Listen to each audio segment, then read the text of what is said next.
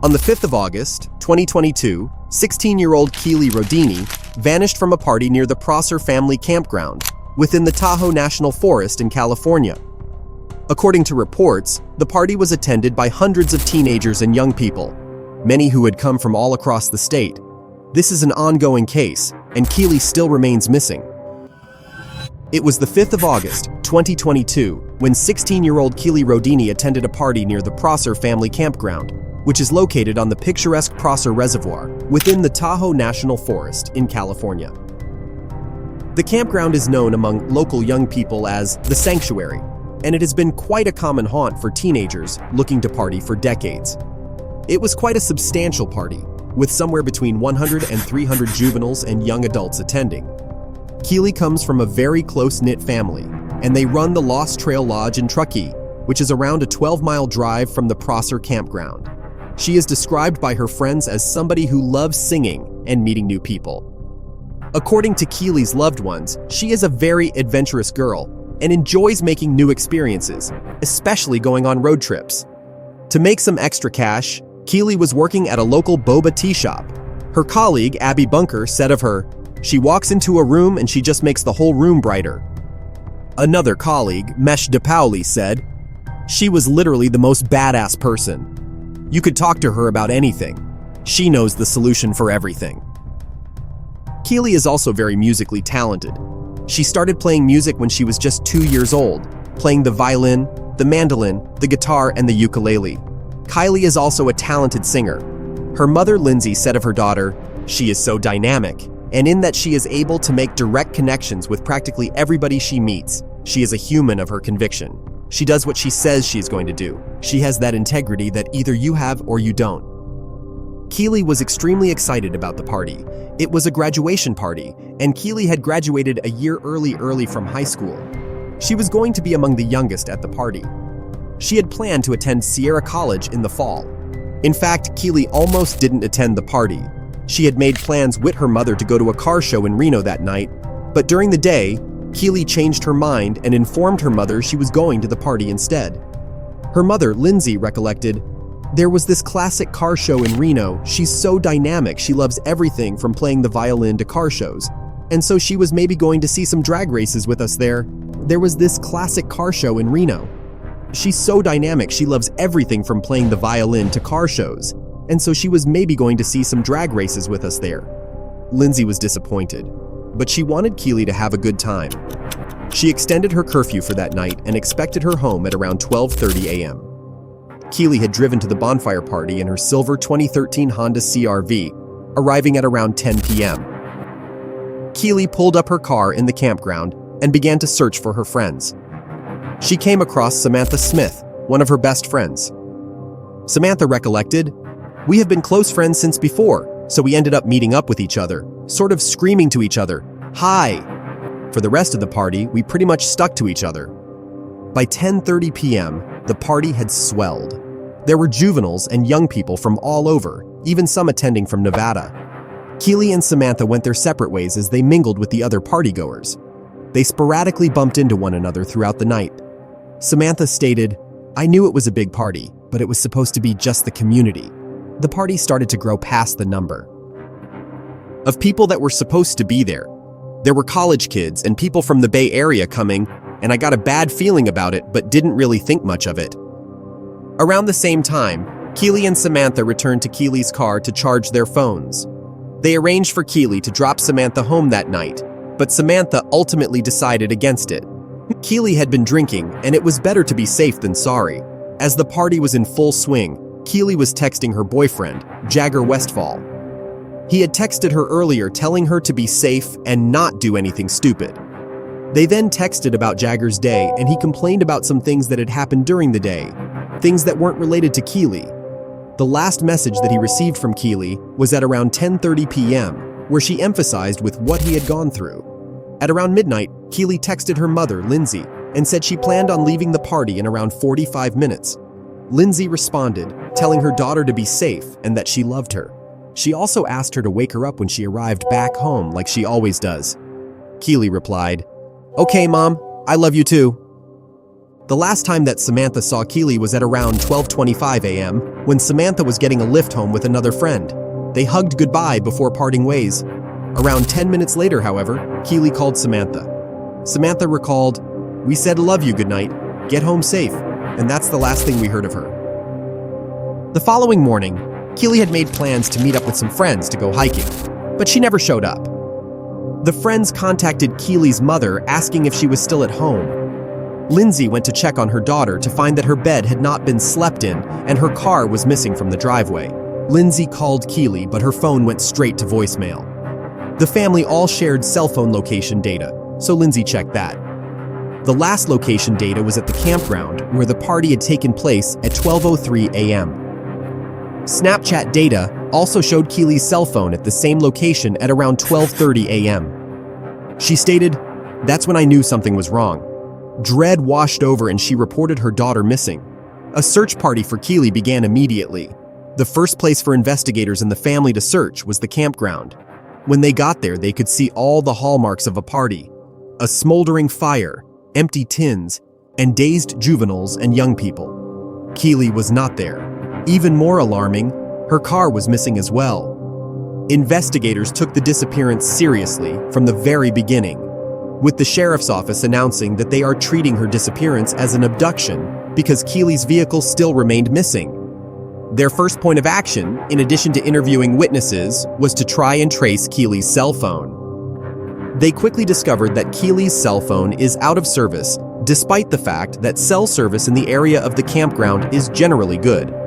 They then discovered that her phone had been turned off sometime after 12:30 a.m. It was unlikely that her battery had died since Kiely had a charger in her car, and Samantha said that she had charged her phone earlier in the night. The search party began at the campground and then fanned out further afield. Investigators called in the assistance of police helicopters that flew over the Interstate 80 corridor between Donner Summit and the Nevada state line before searching around the Prosser Lake area. In addition to the helicopters, investigators are coordinating with the California Highway Patrol, Truckee Police, the FBI, and the Nevada County Sheriff's Office. Investigators were also assisted by K-9 units. The search truly was extensive and exhaustive, but there was absolutely no sign of Kiely or her missing car. Samantha, who was at the party with Kiely, shared her belief that something sinister could have happened. She stated, "I know that she wasn't in the right mindset or state to drive, and if she were to have driven, she wouldn't have made it far. So my concern is that somebody might have offered to drive her home and then didn't take her home." By day 2 of the search, investigators shared their fears that Kiely had been abducted. They didn't believe that she had driven somewhere and crashed her car. For one, she was too inebriated to get very far in her car, and for two, the car hadn't been found. Searchers had scoured the entire area surrounding the campground, and they were even assisted by helicopters and drones. If Kiely had have crashed somewhere, her car would have been found by now. Kiely's family would plead for her safe return, with her mother Lindsay stating, "We just want her home. We're so scared and we miss her so much and we love her so much." Lindsay then appealed to Kiely herself, stating, "Kiely, we love you, and if you see this, please just come home. I want nothing more than to hug you. If anybody else out here, if you know where she is, if you know anything about where she might be, if you have any ideas or thoughts, please come forward and share them. We're not looking to bust anybody else or get anybody in trouble. We just want to see our daughter home." In a hope to generate some leads, Kiely's family put forward a $50,000 reward, and they also set up a website with information about the disappearance and information about how to get information to investigators. The website is at findkiely.com, so while you're listening to this episode, please do go and bookmark their website. As soon as the reward fund was put forward, a GoFundMe was set up to help Kiely's family find her. Thus far, it has reached $37,000. In a series of anguished Facebook posts, Lindsay has kept the public informed on the developments. On the 8th of August, she posted, "We spent the day at the rec center passing out flyers to people who posted them near and far." The family had arranged for search parties themselves as well, and the community sprung into action. They meet at the Truckee Recreation Center wearing white to identify themselves and then plan out routes to search for Kiely. Investigators then turned their attention to the other juveniles and young people that were at the party that night. By day 2 of the search, not many people had come forward. It was speculated that they feared they could get into trouble for underage drinking, but Public Information Officer Angela Musalam stated, "We're not interested in investigating teenage drinking. We're only looking to find Kiely." They appealed to parents of juveniles who were at the campground and asked them to review any photographs or videos that their child may have taken. As they waited for people to come forward with information, they released CCTV footage of Kiely, which had been captured at a truckie business around 6 hours before she vanished. In the image, Kiely was wearing the clothing that she was wearing at the party. Investigators hoped that the image would refresh someone's memory. In addition to interviewing people, investigators asked the public for any video evidence they may have. This included surveillance footage from businesses and homes in the area, and even dashcam footage. Some teenagers at the party did speak with police, and while none of them reported seeing anything suspicious, they did note that there were some older guys there, guys that weren't familiar to them. One friend of Kiely, Mags Larson, said that a lot of them split from the party when so many people turned up, and a number of these people were carrying drugs and taking drugs, which made a lot of them feel uncomfortable. According to some partygoers, these older men were handing out free drugs, including cocaine and drugs. There was no reports of Kiely taking any drugs. By all accounts, she was just drinking alcohol. Kiely's friend, Samantha, shared a video of the party on her social media. It showed just how crazy the party truly was. Dozens of young people can be seen in a clearing in the woodland. There's trash strewn around alongside empty bottles of alcohol. Interviews with people at the party did very little to provide any insight. Not one person had seen Kiely leave the party that night. Her friend Samantha commented, "I can't believe it.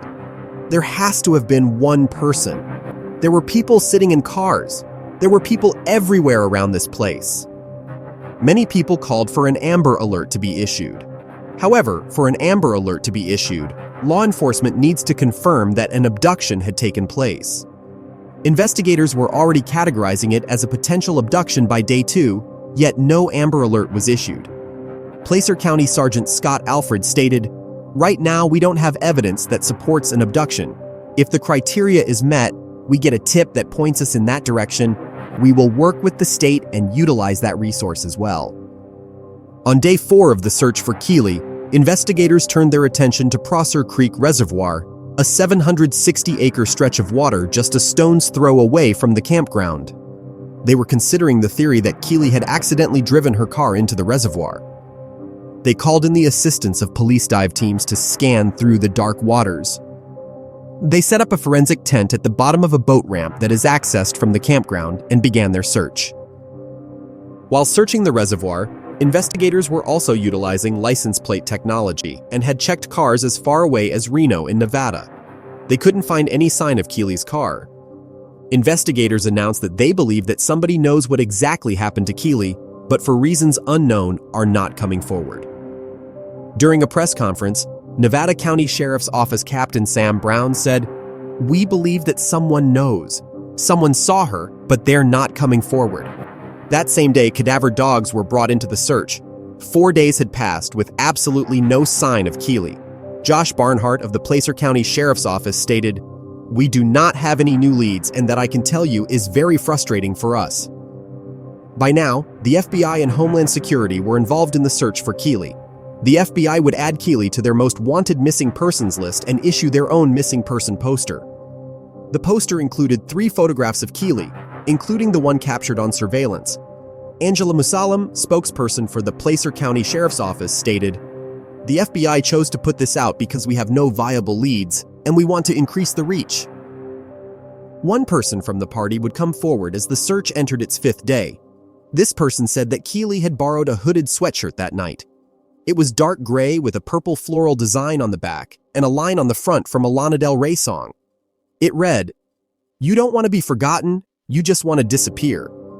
Investigators announced that they weren't sure whether Kiely was wearing the hooded sweatshirt when she vanished, but it was believed to still be in her possession at the time. They released photographs of the hooded sweatshirt, hoping that it could jog someone's memory. Investigators would then release photographs of the jewelry that Kiely was wearing that night, including a gold chain. They stated, We're told she always wears this type of jewelry. We'd want anybody who comes across this necklace to please contact us immediately, because this would certainly provide us a new tip and a new direction. Kiely's boyfriend Jagger would speak with the Independent that same day. He spoke about their final conversation and revealed that both he and Kiely's father had taught her about self-defense and how to get out of what he described as sticky situations. He said it was his belief that Kiely was safe and well, adding, "I know she's smart. She wouldn't do something that would definitely put her life at risk. I really need her back. I really just need to know that she's safe. That's all I need at this point. I really want to hug her again." Isn't it? Jagger and a couple of Kiely's friends have gotten together to search further afield for Kiely. They said that they believed that Kiely was no longer in the Truckee area, but could be in Reno, a city just across the California border into Nevada. They traveled there to search for Kiely, in spots that they often visited together. Jagger shared his belief that they were going to bring Kiely home safe. The couple liked to travel to Reno to hang out. It has been discovered that at some point during the party, a fight broke out amongst some of the partygoers. On the 12th of August, investigators announced that they did not believe that it had any connection to Kiely's disappearance. But still, they appealed to anybody who had any footage of the fight to get in contact and share said footage.